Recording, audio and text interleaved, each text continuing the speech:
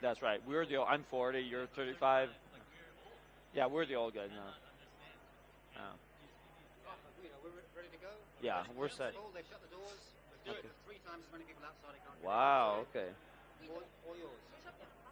17:30, no? Tu ti puoi pigliare 10 minuti in più.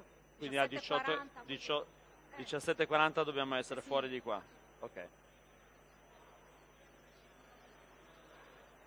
You're on that side.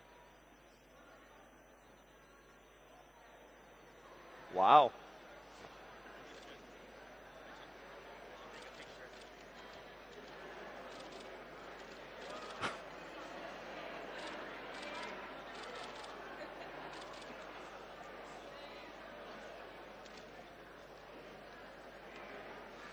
Buonasera, cominciamo subito perché abbiamo qualche minuto di ritardo. Benvenuti tutti, grazie ad Harper Reed per essere qui, grazie ad Arianne e a Chris per avermi invitato a moderare questa sessione. Io sono Guido Romeo, sono caposervizio a Wired e naturalmente abbiamo parlato di Harper diverse volte, l'ultima volta nella nostra copertina sulle elezioni. È un personaggio diciamo, della nostra epoca, del nostro momento, e che è assolutamente interessante avere in questo contesto al Festival del giornalismo. Ormai tutti voi sapete che cosa ha fatto, è stato CTO della campagna di Obama, è anche il ragazzo più figo in circolazione. Questo è stato dimostrato scientificamente qui a Perugia dal numero di foto che ha avuto nelle ultime 48 ore. Che cosa non è Harper? Sicuramente non è modesto. You didn't get that one. I feel like I should be listening. Abbiamo avuto fonti di intelligence che ci hanno detto che era un repubblicano che leggeva la Bibbia, ma non le abbiamo considerate. È un ragazzo del Colorado in realtà, che ha 35 anni, che legge moltissimo e sviluppa open software e ha, diciamo, avuto un ruolo fondamentale nel usare i dati dei cittadini americani, sui cittadini americani, per capire chi sono e come differenziare la campagna di Obama. Perché questa cosa è interessante per noi? Harper non è un giornalista, però ha molto da dire ai giornalisti e credo che a questo interrogativo abbia già risposto stamattina Emily Bell, quando proprio qui ha spiegato che siamo in un momento di integrazione, stiamo cambiando, i nostri grandi media mainstream stanno cambiando, si devono integrare col digitale, devono lanciare dei ponti, ma devono capire verso dove stanno lanciando dei ponti, perché bisogna cambiare, ma avere un'idea di dove si va. Harper è riuscito, con l'analisi dei big data, con i media elettronici, con molto intuito, a capire gli elettori, a scovare nuovi elettori, a fare fundraising, che è a raccogliere fondi per la campagna di Obama, che è un fattore di successo irrinunciabile oltreoceano. Quindi avete già capito, per noi giornalisti, per chiunque è nel mondo dell'informazione, che deve andare verso i suoi lettori, dare un messaggio molto, come dire, molto preciso e individuale a ciascuno dei suoi lettori, a ciascuno dei suoi utenti, questo è un valore enorme. Harper non sa tutte le cose cattive che ho detto di lui, perché si è messo solo le cuffie adesso, ma io gli lascio subito la parola per il suo intervento. E dopo avremo spazio per domande e una discussione con lui. Harper. Hello. I guess I'm already English. And yeah, now the translators are talking to me. Okay, so I'm going to put up some slides. And hello. So I'm Harper, and this is the loudest thing I've ever talked into. First of all, thank you for having me. I'm very excited. I talk really fast. So if I talk too fast, just raise your hand all at once and I'll try and slow down. Let's try it real quick. Everyone? Okay, good. Sorry about that. Thank you for having me.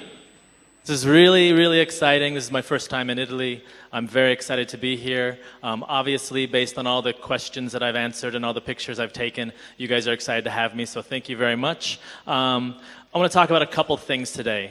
The first thing is who I am. The second one is I want to talk about two big innovations that we had on the campaign. And then the third one, stories about news and kind of some of the things that we learned. And then fourth, I want to talk about the future of news. So let's talk about my favorite thing to talk about, myself. Does anyone know who these guys are? Yeah, okay. So this is my first computer. This is an Apple IIc. I got this at some point in the 80s before everyone here was born. Does anyone read this book, Hackers? It's a very good book. It's a history book. And it talks about hackers, and this is some of the stuff it talks about: sharing, openness, collaboration, and then the hands-on imperative, which I think just means like hands-on. And I noticed after a while of reading this and kind of this book and kind of programming that I'm a hacker, but also I'm a coder. And I think that these two things can be used interchangeably oftentimes. I'm not a nefarious hacker, like I don't hack terrible things or whatever, but I'm a hacker. So after a while and programming a bunch, I joined this company called Threadless as the CTO. Does anyone here know Threadless? Okay, good. Does anyone own a Threadless t-shirt? Okay, we have a couple. You guys should buy more Threadless t-shirts. But Threadless, we invented crowdsourcing, or so MIT told us. It's a very simple concept. The idea is we take this and we turn it into this. Very easy, right? There's 4 simple steps. The first one is design. The second one is submission, where you guys submit things to us after you've designed them. Then a bunch of people score it, and then cash money falls from the sky. It's very easy. This is what we do. And this is I like those chains. So the idea here was we would build a great product that would do awesome things. And we did it. So I did the one thing that you all do once you've achieved what you want to achieve, is I quit.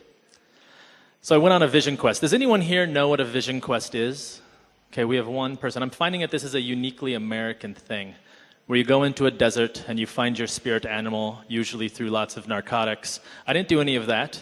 I instead went and helped at a venture capital firm in Chicago. But I really tried to discover what I was doing next. And these people discovered me. So this is Michael Slaby. Michael Slaby was the CTO for 2008. He is a very kind of political type person. As you can see, he wears a suit. This is me. And there's a little bit of a difference between us. But the main thing here is that when we were hired, when I brought in, everyone was kind of like, I wonder why Harper? And so there's this idea. I was talking to my wife, and she said this Japanese idea of mochi wa mochi ya. Does anyone here speak Japanese? I don't, so I'm going to translate it. For rice cakes, go to the rice cake dealer. Stay with me here real quick. This is not where you applaud. That's later. There's an applause point. This is not it. So the reason this is, how you put this into what I'm talking about is, for engineering, you hire engineers. Because oftentimes, and I think journalism is very much like this, you don't natively hire engineers. And so the campaign, politics, you don't natively have engineers on your staff. And for us, this was very important. We needed to hire lots and lots of engineers. The reason was because we were starting from zero. The US politics is very interesting, where everyone starts from zero every time. And this time, we were very good because we had 18 months. So we had a very long time to figure this out, especially compared to Romney and his camp, which had about 3 months. So we need to focus on one thing because we only had 18 months, which is execution. And by execution, we needed to make sure that no matter what we did, it worked. Oh, this was a cake that we had. We got it at the last maybe 2 or 3 days before the election day, and no one would eat it. because we didn't want to, I guess, fuck it up. So what did we do? We invested in a couple things. The first thing we invested in is we built a platform. And this was really important. We built this platform called Narwhal. Has anyone here heard of Narwhal? Okay, good, good. Narwhal was a concept. It was really important because Narwhal was an API. And the reason that we started with an API first, how many people here are tech people? Okay, we have a very few. So an API allows the various applications to interact with one another. And the API for us was our foundation. It was really the thing that we were able to build upon. And the reason that this is so important is because it allowed us to have the freedom to do all of the important things and to focus on the products. And the products I'll walk you through real quick. So the first product, and probably the most important product, was the call tool. This was one of my favorite products because it was used so much at the end. And what it allowed people to do is to log on to a website and to instantly make calls to various constituents and voters out in the field. And you didn't know these people. It randomly picked people for you. And so we did millions of calls on the last day. This is really important for getting people out to vote. Very exciting. The next one was Dashboard. Dashboard was our online field office. So in grassroots fundraising, grassroots organizing, it's really important to have these field offices that you can go into and get a list of people to go knock on their doors, and you walk around and you basically tell people, hey, you should come vote. For instance, my brother in Colorado had 3 people knock on his door on election day reminding him to vote. We did this across the nation. The mobile apps were very exciting. We had a mobile app, you could pull it up, and you could find people that you needed to knock on their door and have conversations with them. We then pulled that data back in. This was exciting stuff. And then my favorite one was the contribution app because it was amazingly fast and very, very good, and we raised a couple $100 million, maybe $300 or $400 million. Then obviously all the social stuff, which we'll get into a little bit later. We had about 200 deployed products that we deployed every week. This is crazy. Aaron over there probably thinks that's crazy. We had thousands and thousands of servers. Failure was explicitly not an option. We had to win. So we invested in 2 or 3 things. The one was user experience, making sure that our users really had a good handle on what we were building and why we were building it. We tested a lot. It's so important to just underscore this thousands of times. We tested everything more than probably was appropriate. We did this thing called Game Day, where we basically broke everything and then built it back up just to make sure that it would work. And so on election day, because we had one time that this would maintain and this would work, there's a really great book on Amazon about this by a guy named Dylan Richard, which is was on my team. So we basically practiced failure for 1 month. But if you look at the campaign, we practiced failure constantly from day 1 to 18 months later. I don't know how many days that is. So on election day, this was very exciting. So this is actually a post-it note that was on a wall. And it kind of gave the idea of election day and how important it was. But we could not change anything any longer. No more changes. So it was pretty chilled out. And thankfully we won. This is where you applaud. Okay.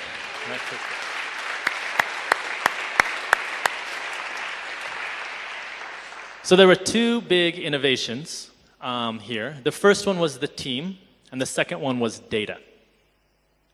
The first one, team, we needed about 30 engineers, and we need to hire them in 3 months, which for anyone who has hired engineers is pretty much impossible. But it was very simple for us for one reason. We had this guy. And so whenever I talked to an engineer, I would say, hey, how would you like to come and work for the president? And they would all say yes, or they would say wrong team. And if they were Republicans, they obviously said no. Right. So we're focused on hiring the best, people who had been in this kind of role for years, 10 years. We hired them from these really great companies. You may really focus on the last one, that's green. That's a really important company. We hired, let's go back and look at that again. We hired 10 times the technical staff in 2012 than we had in 2008. So I think we had in total about 120 to 140 technical staff. I had personally 40 engineers. There were 40 people on my team. This is my team. This allowed us a couple things. One, to move very quickly. We knew that we were going to make mistakes. We knew that we wouldn't be successful always, so we needed to make sure that we could run as fast as we possibly could. So that's why it was important to hire the best. The second thing is we hired all these people from Google, from Quora, from Twitter, from Facebook, and the reason was because we wanted to learn what they learned. We wanted to stand on the shoulders of these giants. The next innovation that I'll talk about is data. How many here have heard about big data this week? I think it should be everyone, because every panel I was in was all about big data. We sent tons of emails. Did anyone here get an email from the campaign? Okay, good, good. I don't know if that was legal. So who here knows Dan Sinker? Did anyone see Dan Sinker this week? Okay, I won't tell him that no one raised their hands. Dan Sinker sent this tweet in 2008, which says that a lot of emails were sent. This is an example email. If you notice, this is a nice little order. 56. This is targeting an action. So they looked at all of my fundraising profile and they said, hey, you are liable to give $56. That's a pretty random number. And of course, I just clicked that link and gave $56, so I didn't really help with the reinforcement. We then added a Facebook login, so you could log into Facebook. And then we sent this type of email. Now, the important thing here is it's very personalized. John Ruth, right there in the middle, that's my best friend from high school. And I know he lives in North Carolina, so they basically said to me, Harper, why don't you tell John to vote? So this is how we got more people out to vote. This is all through email. We did a lot with SMS. So we did this SMS thing, which was a very simple SMS app where you would log in and you'd submit your phone number and you'd opt in. And then what we would do is we would send you a text message that said, how would you like to give $5? And you'd say, I'd like to give $5, and you'd give $5. Very simple. When I first heard about this, I was sure this was going to be how it was going to go, which was totally not great. I mean, right? So it worked so well, though, that we decided to do this on New Year's Eve. It was really great, and it worked perfectly fine. I thought it was a little rude because I thought it was going to be like this. I mean, we've all been there, right? Like late-night texting, it's terrible. But it worked incredibly well, and as you noticed, the numbers were very specific to how much you'd given before, using targeting, building into this, all this big data stuff, building into our voter contact and our fundraising. On voter contact, we did a lot to make sure that our volunteers, this is one of our volunteers, knocking on a door, that these volunteers knocked on doors that really made sense. One of the things that is, I mean, do political campaigns knock on doors here? No? Okay, well, let's walk through, let's role play for a second. Imagine you're a volunteer, and I give you a list of people, and I say, you have to go knock on their door, and you have to talk to them. And it's a huge list of like 100 people. And you just go out and you just knock on all these doors. Well, you can imagine that if you get someone that opposes you or has an opposing belief, that this could be very frustrating or very scary or a lot of confrontation. And I personally have so much apprehension about this experience that I would never do it. Although I probably would, but I still am very scared. And so what we did is we tried to use math and big data to make sure that when you went and knocked on that person's door, that that person wouldn't just slam the door in your face. Of course they did, still, but the idea was a Democrat, we didn't want to waste our volunteers by sending them to Republicans. What we wanted to do is send them to the people that mattered, the undecided voter, the people who would listen. And so using modeling and using big data to try and define who that person is. And then we did the same thing with phones, where we wanted to make sure that all of these people would listen that when we called, so that we didn't waste our time, and more importantly, we didn't waste the people we were calling's time, because they would really react poorly to that. All this stuff was great. It raised a boatload of dollars. Boatload is a technical term. It was a better content distribution method, and it was much more efficient for voter contact. So those are the two innovations. Let's talk about news for a second. I have 4 stories for you, and these are, I don't think anyone's ever heard these before, so I hope I don't get in trouble. The first one is Twitter. Twitter forces transparency. This is something we learned aggressively. The idea here is that if you don't tweet, someone will tweet for you. And what ends up happening is you don't control that message. So let's look at some examples. Here's us not really doing great. Here's another one where I thought this was hilarious. I don't even know what this story is about, but I thought the headline was so funny. But the thing is that's what happens if you just let it go. But instead, we didn't just let it go, we engaged it. We really jumped in. And here's a great example of one of the programs we did, where we sent DMs to hundreds of thousands of people. My favorite one is this one that says, which one is it? Feeling special because I got a DM from Joe Biden. He's kind of like America's drunken uncle. Maybe. And then obviously, the important thing here is to look at, these people aren't like fancy celebrities on Twitter. These are normal people. And we sent these DMs to normal people because we knew they would be influential inside of their group, not inside of the whole internet. And so how do you use big data to really target those things? You have to trust Twitter. You need to just jump in and let it go. Now, we'll talk a little bit later about how that goes wrong. Next story. This one's more fun. Press people on campaigns really plan very far in advance. It's very much of a long game. How many reporters in the room? Okay, good. We had lots of interview requests for the tech team. Just a lot. And every single one we said this, no interviews. And until the end, but one time they were like, Harper, at some point we are going to do an interview with the team, and we're going to do it because this will really make the Republicans sad when they read how awesome the tech team at Obama for America is. So this is Will St. Clair, and I want you all to follow Will St. Clair. So this is Will St. Clair's Twitter account. And this article came out on December 14th, 2011, which was very early in the campaign. And basically it just went through and talked about how incredible every engineer we had was, how they were the best engineers in the world. And this made the Republicans very sad. And I talked to one of the Republicans after the campaign, and he said, when all these articles started coming out, we started to lose hope that we would ever win. This is just the tech press. It was amazing. The third one is awareness. So we have a soft launch. We had a product we built called Dashboard. And Dashboard was really awesome.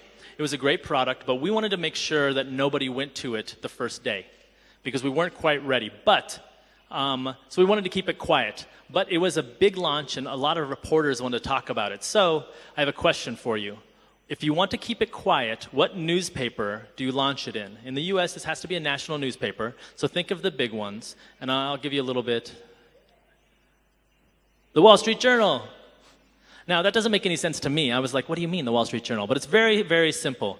It has old people that read it. It has a paywall, and it's conservative. And so, really, nobody cared. They read it, and they were like, whatever, the crazy Obama people are doing something. And then no one went to it, which meant that we didn't have any problems. It worked out very well, and it was a very soft launch. For research. So Narwhal. You guys all know about Narwhal. This is Jim Messina photoshopped as a Narwhal. Jim Messina was the campaign director or the campaign manager. We have a lot of these photoshopped pictures. No pictures, Aaron. No pictures, every person in the room. But the idea here was that nobody understands Narwhal. And the reason is because I don't think really reporters understand tech. And they don't take time to really think about tech. So there was this article written by Sasha Eisenberg. It was a really good article, except it was all wrong. It talked about Narwhal as being this key database that was going to do all this stuff. But actually, it was 100% wrong. And more importantly, every single interview I had through the campaign or after the campaign referenced this article and talked about it. So this trick is that Narwhal had nothing to do with data. So reporters, journalists, don't be lazy. Do work and really look at what we're talking about, because oftentimes we're saying things. We're not trying to be tricky. But just looking at someone previously is pretty bad. Okay, good. Thanks, Ariana. So I want to talk a little bit about the future of news, but sadly, I don't know anything about the future of news, so I want to talk about what's happening right now. This is the new news. Does anyone know these guys? Right? This is where I go to for news. This is where I went to read about what we were doing on the campaign. This is where I went to read about Romney. This is where I go every day to read news. You remember this? This wasn't very good. Reddit got in a lot of trouble for doing a lot of witch hunts and all that stuff, trying to find people. This one was fun. That was not good. So obviously there's a lot of holes here. We need to help it. It's really important that we all help these groups raise up. Because I would say there's a lot of young people in the room, yes? Yes? That's probably, how many of you go to those places for news? Let's go back to that list. Okay, that's the most hands I've seen all day. How many go to newspapers? Okay, so you guys are all old. We've just separated the old from the young. The important thing is that we need to do this. So all the people that raise their hands, we are the ones that are going to help these organizations be better. The next one is math. Math is for some reason very hard. Who knows this guy? Nate Silver?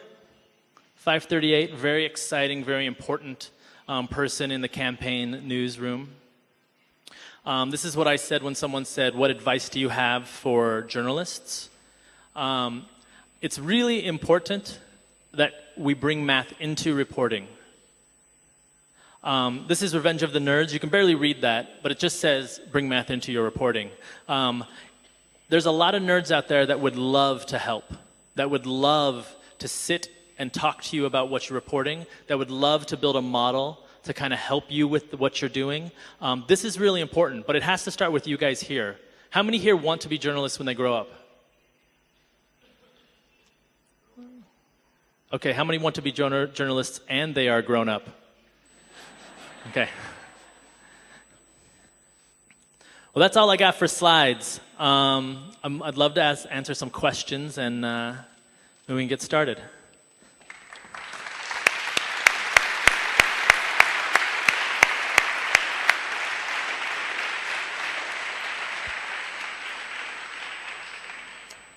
Ok, ci sono dei microfoni in giro per la sala, quindi basta che alziate una mano e vi avvicineranno. Io intanto, ho tante domande anch'io, devo dire, per Harper, mentre la prima domanda è sempre quella più difficile perché si rompe il ghiaccio.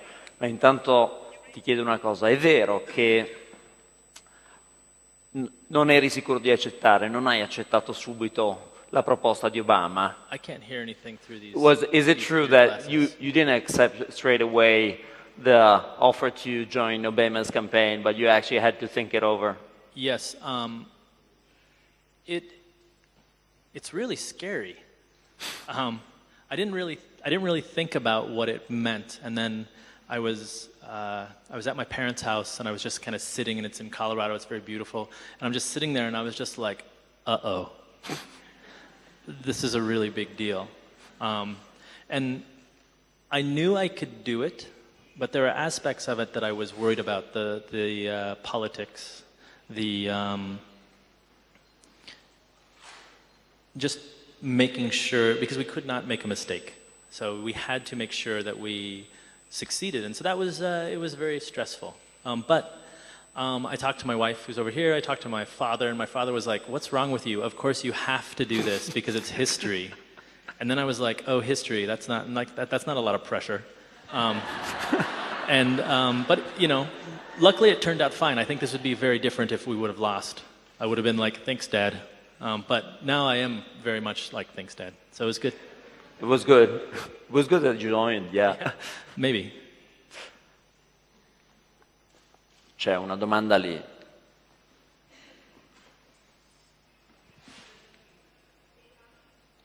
Ne raccogliamo 2 o 3 di domande. First of all, Funciona. Quiet. Very, very quiet. Oh, okay. Harper, Yeah. Go ahead. first of all, thanks a lot for all you did. And I watched the campaign from here. I live in Assisi, grew up in Milwaukee, so not far from Chicago. I really appreciate all you did for the campaign, and I just wondered if your ties to the Obama administration are ending now. Are you involved at all in trying to change attitudes on affordable health care, getting rid of the awful DOMA? And are you doing anything now? Or No. No, you can't. I mean, The campaign and the White House are very separate, aggressively separate. There's laws about the separateness. And so, obviously, I know a lot of powerful people through this experience, but they still think I'm the weird nerd kid in the corner. So I don't think they have a lot of power. Now, with that said, I do feel that I have opportunities as an activist. And so, you know, if there's something that I truly think is important, I would definitely stand up and try and make things happen. But hopefully they'll listen to me then. Hello. First of all, congratulations for your achievement for winning of the election. I'd like to ask you, you that know Obama personally, you that meet him, how much do you think his personality, his great charisma helped in winning the election? I mean, of course, communication is important, but you have to communicate something. Yeah. Thank you.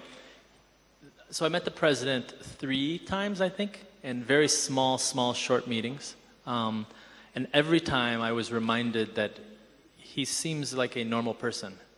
Like you talk to him and he just seems like someone who is very normal. It's very exciting to have that. He doesn't seem so distant, seems very approachable. And every time I talk to him, he made fun of my beard. So he's like, you know, he's a normal person because everyone else makes fun of my beard too. But I do think that, I don't know about the charisma, if that bleeds out. I mean, it does obviously because he's a very charismatic speaker. What I think is more important though is his values are built into who he hires and built into who helps push out his message. And so the way we built our software was related to his values. The way we did our organizing, our grassroots organizing, was related to his values. The people we hired as volunteers were related to what he valued. And so it really came from the top. And so the communication part was very important, but it was even more important that he set those values and then that we fulfilled them.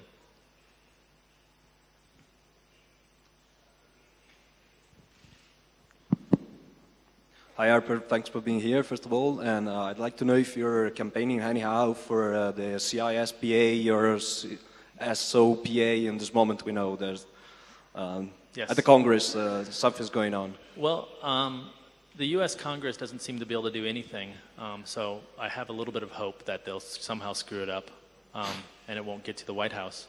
But with that said, being very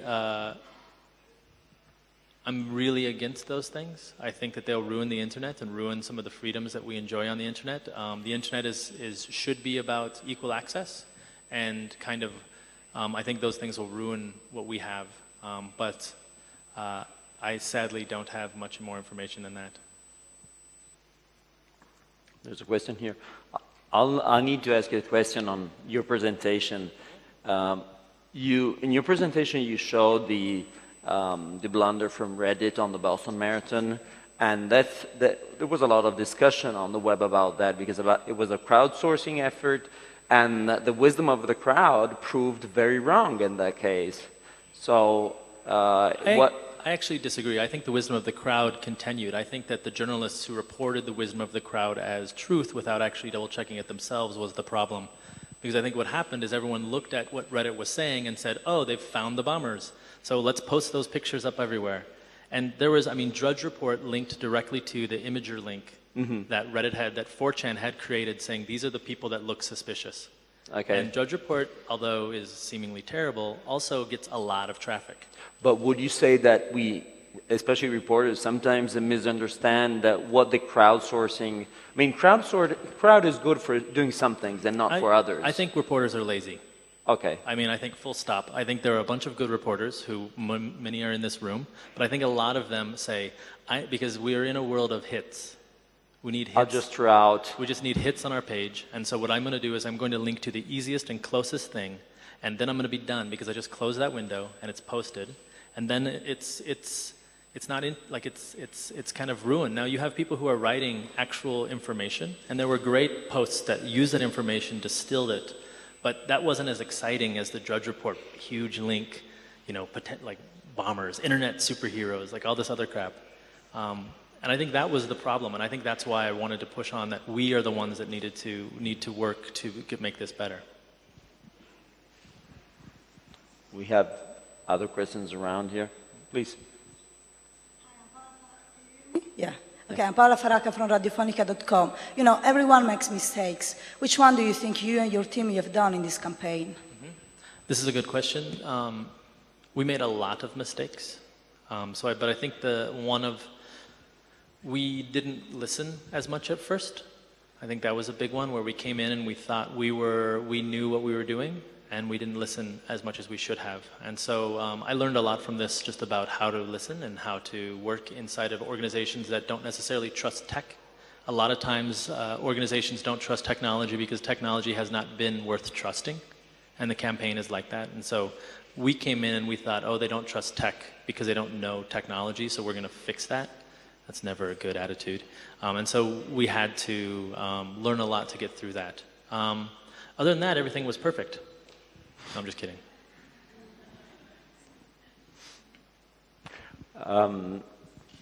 I know you've been doing a lot of homework on Italian politics and on the Italian electoral system. And since we had elections not very long ago here, and it was, well, the outcome was quite surprising, as we all saw and heard in the last months. And we're still trying to come to terms with it. Yeah. How much do you think your way of looking at the big data and elections, how much can you export it to Italy? Does it make any sense? And of course, people have been talking about doing it here, but well, is this really doable? Would you come and be an engineer for some campaign here? Probably not. I think the first thing to really, it's important to understand is that the U.S. Election system is aggressively different than any other election campaign system in the world. How we do campaign finance, how we raise money for our own campaigns, how we do grassroots is huge. Even the people who don't do grassroots end up doing grassroots. All of these things are they're just kind of status quo. And I just recently gave a talk in Germany where I realized that everything that we did would be illegal, which was shocking. And so I think it's, I don't know the data laws here in Italy, but I'm sure they're very similar to the rest of the EU, which is aggressively against the type of things that we did. So I think that there's a lot it doesn't apply one for one. Now there's of course learnings that I think are really important. One of the things is that the grassroots is very important, and I think we saw that a little bit with the online grassroots that was done with the 5 Stars movement, and some of that. And I think, and I'm just learning about this, so if I'm wrong, please, someone. I feel like this is a pop quiz, but that seems to be something that can happen here and does happen here. So I wonder, what is the next step? And I actually think that this is an evolution that we have to keep going through. I mean, we did the same thing in the U.S. with 2004 with Dean.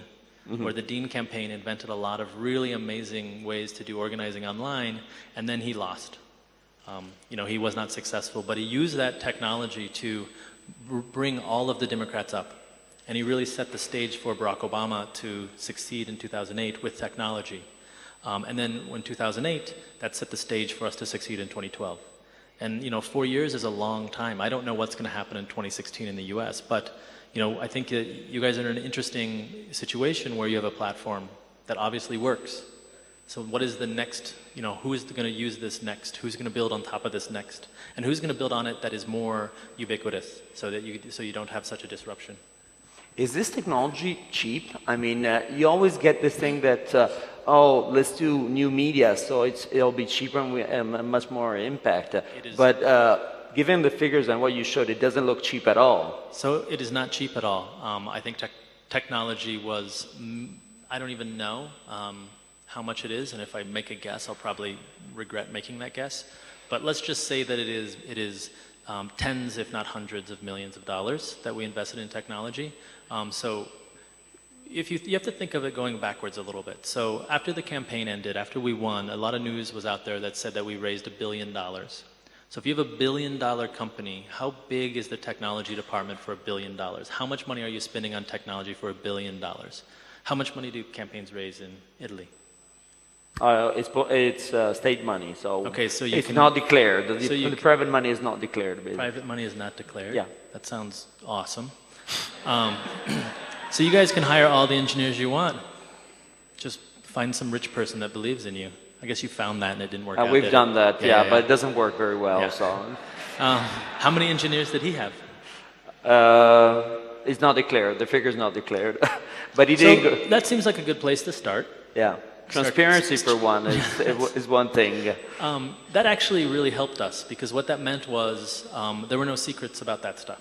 So both we could see what Romney was doing, but also we had to be very transparent about what we were doing, which meant we had to be very careful, which meant we had to follow a lot of rules, and there was a lot of constraint that helped us be successful. It really helped us.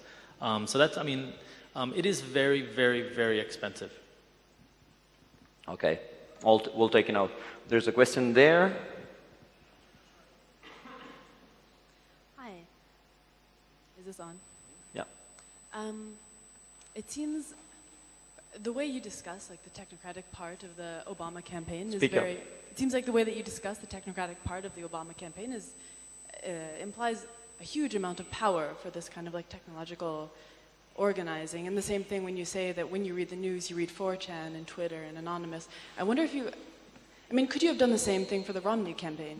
Do you have any thought about the ethical implications of this kind of crowdsourced technological grassroots stuff? So you can't, I mentioned before how the technology came from the president, and you cannot take the same technology and just apply it to any candidate.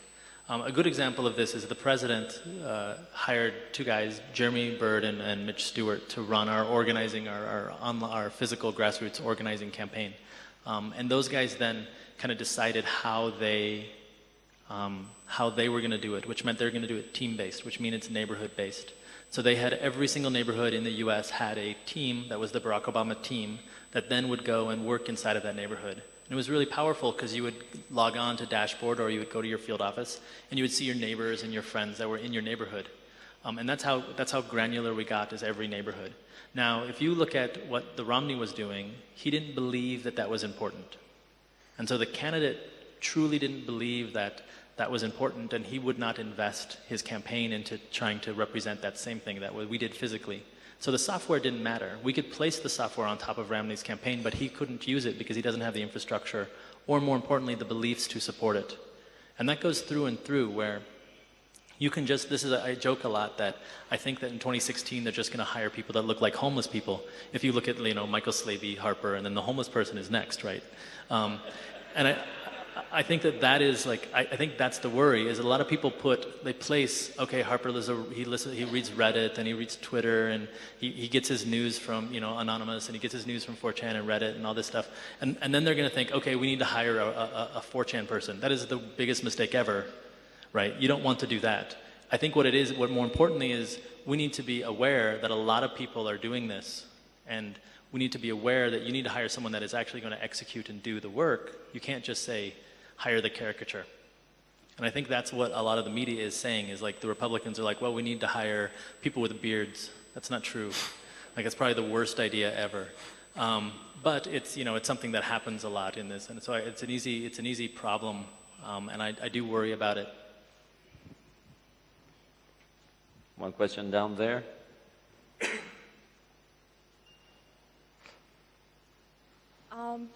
Hi, Harper. I would like to ask some questions, some tips about the the teamwork, especially at the phase of the the starting phase of the project.